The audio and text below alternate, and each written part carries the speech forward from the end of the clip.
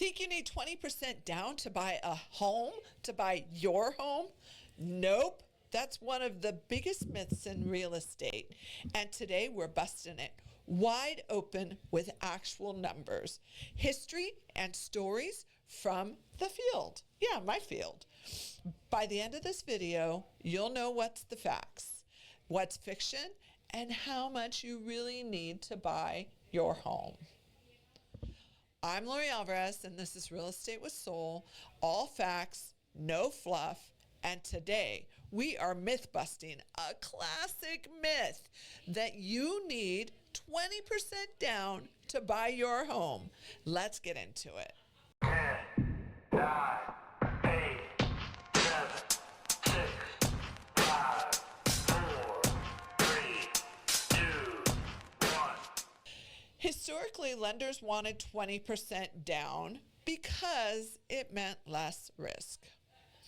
It gives buyers skin in the game and protected banks in case of a default. Plus, it allowed borrowers to avoid PMI, private mortgage insurance, which is an extra monthly cost. For a long time, this became the gold standard of responsible homeownership. And here's the problem. That standard turned into a myth. Like an unspoken rule, people still believe today. The reality is the mortgage market has evolved, and most buyers are not putting 20% down anymore. According to the National Association of Realtors, this is for 2022 data, the median down payment for all home buyers was 13%. For first-time buyers, the median was just about 6 or 7%. Repeat buyers, those selling their previous residence, put down around 17%. That often comes from equity and not savings. Some other facts: FHA loans require as little as 3.5% down.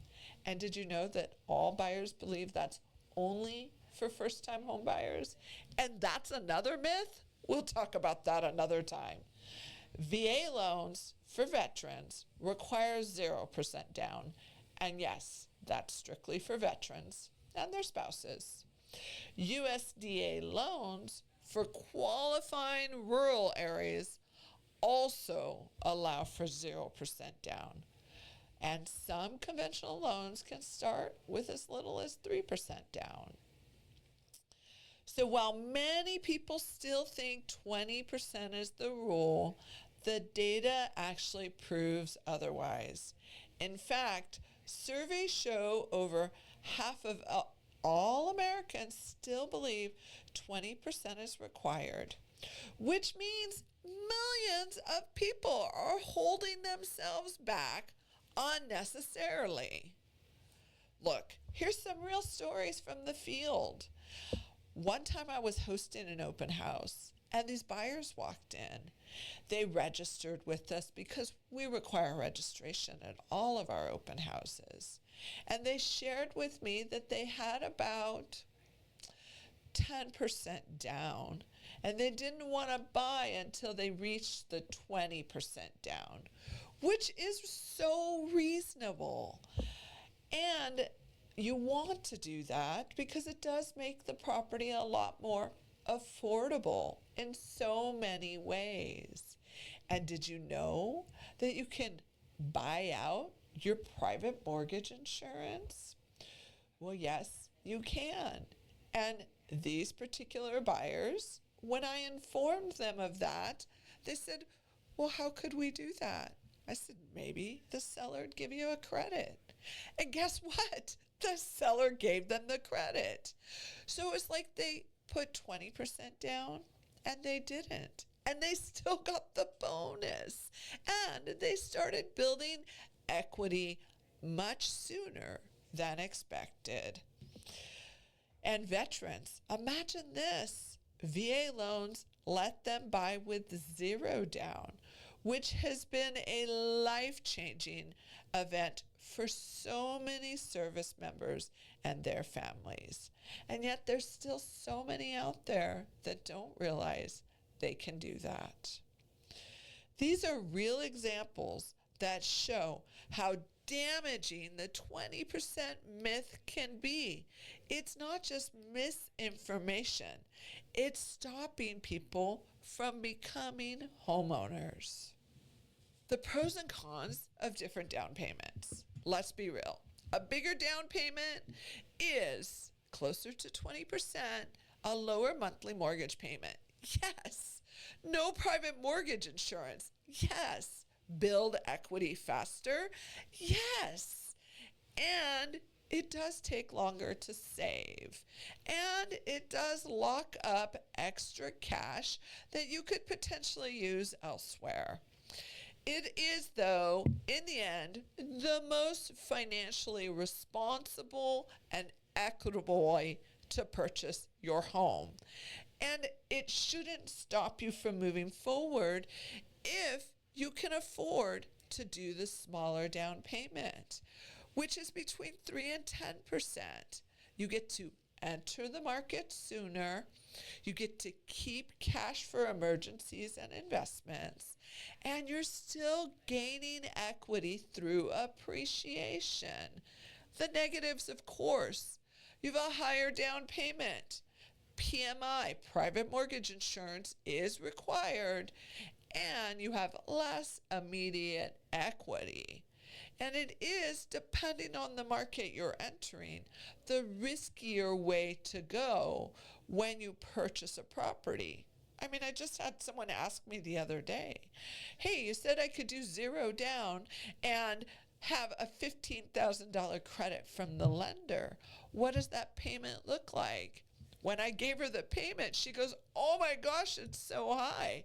Of course it is. You didn't put any money into the purchase. Improve your down payment, the more affordable your monthly payment becomes. So 20% is better if you can afford it comfortably.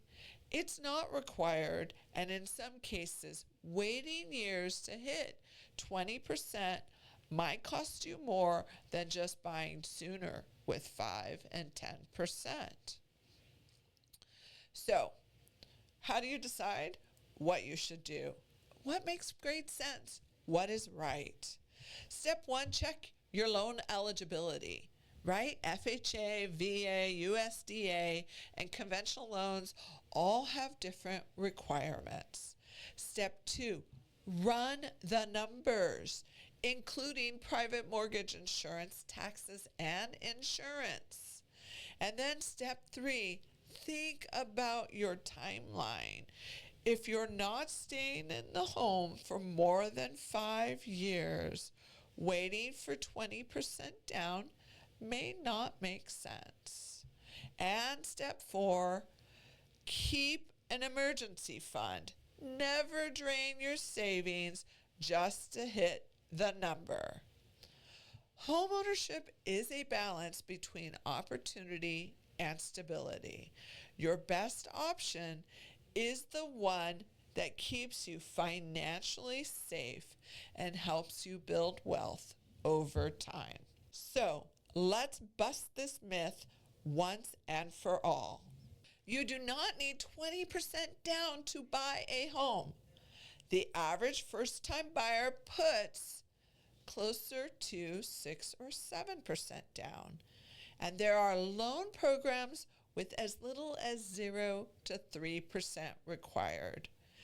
Yes, 20% can save you money on private mortgage insurance, PMI, and it's not the only barrier to entry. The real takeaway: don't let this myth stop you from exploring your options. If you found this breakdown helpful, which you likely did, hit the like button. Subscribe for more weekly podcast episodes and share this with a friend who's stuck in the 20% mindset. And let me know in the comments, what's the biggest myth about real estate you've heard?